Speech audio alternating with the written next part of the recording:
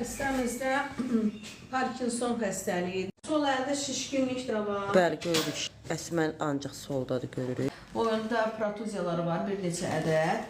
Belində də yırtıq olub. Belinə görə də müalicələr alıb. Ona görə ayağının belə tədricən olmasını fikirləşib ki, bəlkə ondandır. Bəli, belindəndir. Amma xeyr, ondan deyil. Ümumi sol tərəfli, özü sola xaydı.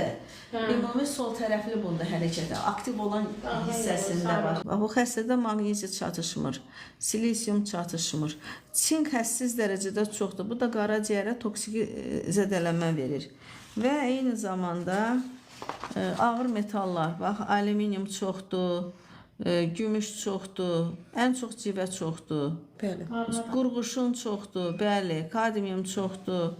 Bunları təmizləməsən, nə edirsən et, o nəticəni almaq olmur. Və çox tutuş mühit, ondan başqa gizli qan azlığı var, neutrofillərin aktivliyi zəif deyil, limfositlərin, kristalik yığıntılar var və xilomikronlar çoxdur. Həzm sistemində zəiflik var, həm də virus yüklənməsi var və ən önəmlisi də burada iki mukor göbələyi var, hansı ki damarlarda spazm yaradır.